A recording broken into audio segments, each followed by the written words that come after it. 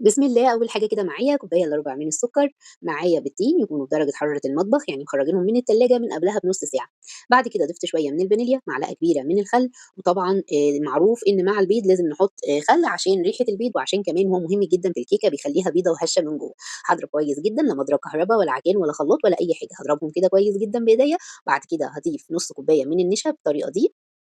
وأكمّل ضرب، اخلطي بقى كل ده كويس جدًا مع بعضه، وبعد كده بتضيفي كوباية ونُص من الدقيق.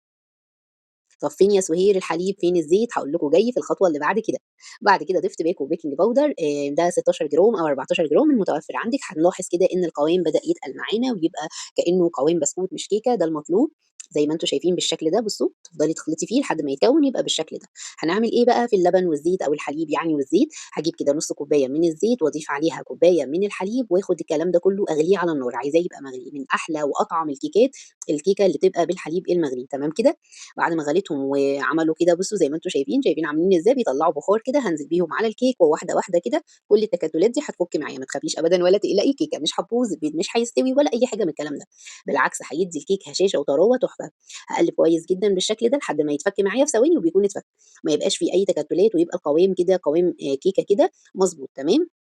شايفين القوام عامل إزاي؟ قوام حلو جدًا. هاخد بقى الخليط ده أفضّيه كده في حاجة ينفع إن أنا أصُب بيها للcupcake بتاعي. حاجة كده يكون ليها بوز وأعرف إن أنا أمسكها كده وأصُب بيها. جِبت بقى الكوبايات دي، دي الكوبايات بتاعة القهوة مش بتاعة الشاي، دي الأصغر شوية، تمام، اللي هي الكرتون اللي بتتباع برّه، غلّفتها كده بمعلقة من الزيت ومسحتها عدّيتها عليها كلّها كده بالفرشة، وهانزل بالخليط ده لتلات أرباعها بالشكل ده، واسيب الربع فاضي لإن طبعًا هي هتنفش في الفرن، طبعًا أنا مشغّلة الفرن على درجة حرارة 180 من أول ما بدأت في الكيك، تمام كده، لحد كده هي تمام وحلوة وجميلة تقدري تسوّيها على كده، عايزة بقى تضيفي لها إضافات زي ما أنا ما ضِفت دلوقتي، هنشوف إحنا ضِفنا لها إيه، جِبت شوية من المربى وبدأت أنزل على كل واحدة بمعلقة من المربى، قد إيه بجد اديتها طعم حلو جدًا. أنا هنا ضِفت مربى فراولة، تقدري تضيفي أي مربى أنتِ حاباها، جرّبوها بس هتلاقوها ادّتها طعم حلو جدًا، جدًا، تغيير كده وتحسّوا إن هي مختلفة.